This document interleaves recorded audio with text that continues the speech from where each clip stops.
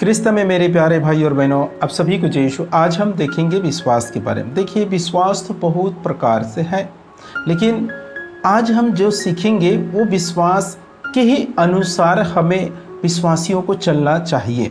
आइए हम सबसे पहले परमेश्वर के वचन को पढ़ेंगे। मेरे साथ निकालिए संत यूहन्ना के सुसमाचार अध्याय 11 पद संख्या 25। यहाँ पर लिखा है, यीशु ने कहा, पुनरुत्थान और जीवन मैं हूँ। जो मुझ में विश्वास करता है वह मरने पर भी जीवित रहेगा। प्रभु यीशु मसीह कहता है, जो मुझ में विश्वास करेगा। अब शुरू से पढ़ेंगे उस वचन में तो लिखा है, यीशु ने कहा, पुनरुत्थान और जीवन मैं हूँ। जो मुझ में विश्वास करता है वह मरने पर भी जीवित रहेगा। मरने पर भी जीवित रहेगा। इसका अर्थ क्या है मेरे प्रियो? कि उसे अनंत जीवन मिलेगा। कहने का अर्थ क्या है? कि वो स्वर्ग के राज में प्रवेश करेगा। देखिए, जब हम प्रभु यीशु मसीह के पास आए उस समय इस अनंत जीवन, स्वर्ग के राज, इसके विषय में नहीं जानते थे। हम में से हर एक विश्वासी प्रभु यीशु मसीह के पास अपने दुख, तकलीफ या समस्या या कुछ बीमारी को लेकर प्रभु यीशु मसीह के पास आए थे। और प्रभु यीशु मसीह के पास आने के बाद हमें परमेश्वर के आशीष, परमेश्वर के अनुग्रह मिलने से हमारी बीमारी, हमारे रोग चले गए और हम प्रभु में विश्वास करके आगे बढ़ते गए। कहने का अर्थ है कि परमेश्वर में जड़ पकड़ते गए और बढ़ते गए और हमें आज ये मालूम हुआ है कि हमें प्रभु यीशु मसीह में विश्वासी बनकर रहने से अनंत जीवन मिलेगा। हमें क्या मिलेगा? अनंत जीवन। अनंत जीवन मिलेगा। परमेश्वर के वचन में यही लिखा है, जो मुझ में विश्वास करता है वह मरने पर भी जीवित रहेगा। इसका अर्थ है कि उसे अनंत जीवन मिलेगा, उसे स्वर्ग राज में प्रवेश करने का मौका मिलेगा। ये हर एक विश्वासी आज हम जान चुके हैं और इसी के अनुसार ही हम दौड़ रहे हैं कि हमें उस अनंत जीवन में प्रवेश करना है। उस अनंत जीवन हमें मिलना चाहिए, उस स्वर्ग राज में हमें प्रवेश करना है। इसके ही अनुसार विश्वास करके हम दौड़ रहे हैं, मसीह जीवन जी रहे हैं। लेकिन मैं कुछ परिवारों को जानता हूं, उनके बारे में बताना चाहता हूं मेरे प्रियो, कि बहुत सारे ऐसे परिवार हैं जिन परिवारों में अपने बच्चों को प्रार्थना के लिए नहीं लाते। संडे के दिन प्रार्थना होता है, उस दिन स्कूल कॉलेज बंद रहते हैं। उस दिन हमें क्या करना है? अपने बच्चों को, अपने घर के सभी सदस्यों को प्रार्थना के लिए लाना है। लेकिन कुछ माँ बाप, विश्वासी माँ बाप इस प्रकार से कार्य करते हैं, उस दिन अपने बच्चों को ट्यूशन के लिए भेजते हैं या कुछ और कार्यों के लिए भेज देते हैं, प्रार्थना के लिए नहीं लाते। बहुत सारे बहाना भी बनाते हैं। इस वर्ष क्या है? 12वीं में है, इसलिए उसे अभ्यास करना बहुत ज़रूरी है, पढ़ाई करना बहुत ज़रूरी है, इसलिए स्कूल का पढ़ाई काफ़ी नहीं है, इसलिए उसे संडे के दिन ट्यूशन लगा दिए हैं।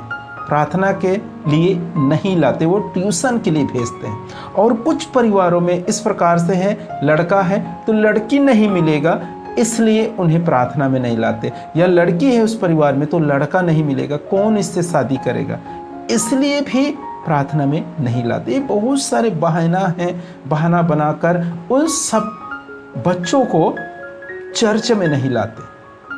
मेरे प्रियो, मैं आज आपको बताना चाहता हूँ, जिस विश्वास में हम दौड़ रहे हैं, कौन से विश्वास से हमें अनंत जीवन मिलेगा, हम स्वर्ग राज में प्रवेश करेंगे, ये विश्वास करके हम विश्वासी जीवन दौड़ रहे हैं या विश्वासी जीवन जी रहे हैं।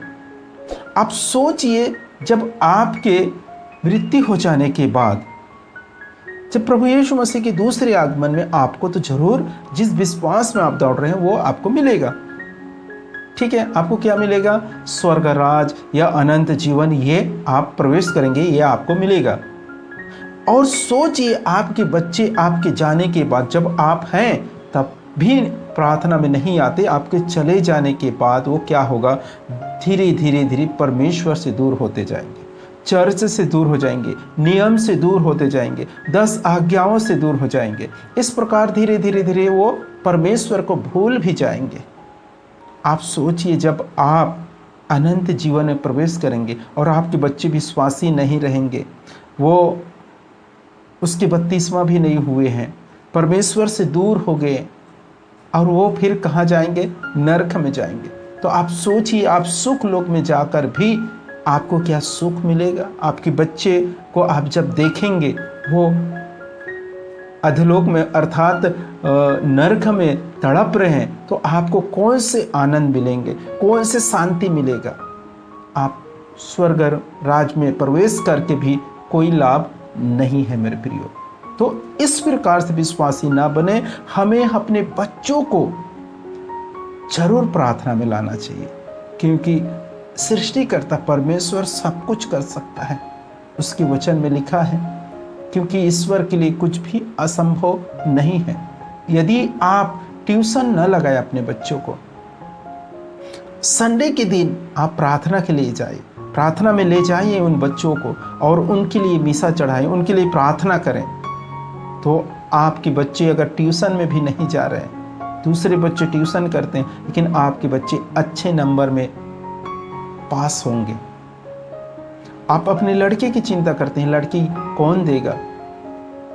मेरे प्रियो, आप उसकी फिक्र ना करें, परमेश्वर उसकी व्यवस्था करेगा। आप सिर्फ अपने बच्चों को प्रार्थना के लिए ले जाएंगे। कुछ परिवारों में लड़कियों को बपतिस्मा नहीं देते, प्रार्थना के लिए नहीं लाते। क्यों? क्योंकि उसे कौन मंगेगा, कौन शादी करेगा? ये सोचना और ये किसके काम है? परमेश्वर के काम है, हमारे काम नहीं है। जो हमें पैदा किए हैं वो उसका फिक्र करे, जो हमें जीवन दिए वो उसके जीवन की फिक्र करेगा। पर हमारे कर्तव्य है मेरे प्रियो, जिस प्रकार हमें प्रभु यीशु मसीह में विश्वास है, हम जिस प्रकार प्रभु यीशु मसीह में विश्वास करके प्रार्थना के लिए जाते हैं और उसके अनुसार ही मसीह जीवन जी रहे हैं, उसी प्रकार हमारे बच्चों को भी सिखाना है और बच्चों को भी आगे बढ़ाना है।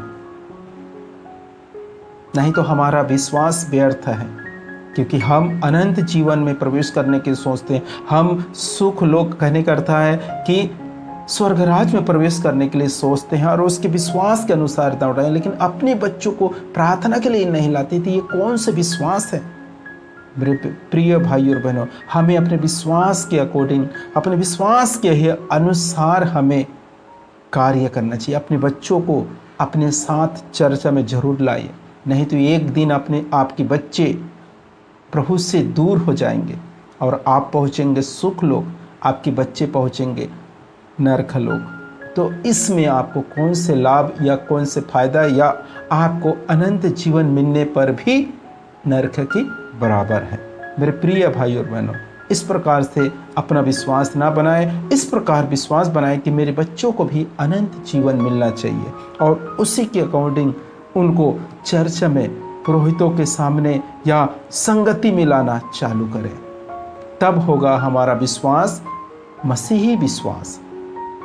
जिस प्रकार हम विश्वास करते हैं वचनों में, उसी के अनुसार हमें कार्य भी करना है। तो आज आप समझ गए होंगे कि अपने बच्चों को भी अपने साथ जरूर लाना है। यदि हमारे विश्वास प्रभु यीशु मसीह में है, यदि हमारे विश्वास ये कहते हैं कि हमें अनंत जीवन मिलेगा, हम अनंत जीवन के अधिकारी होंगे, हम स्वर्ग राज में प्रवेश करेंगे, इस प्रकार से विश्वास करते हैं, तो हमारे बच्चों को भी प्रार्थना में लाना है, आगे लाना है, उन्हें सिखाना है कि उन्हें भी अनंत जीवन में प्रवेश करने का मौका मिले।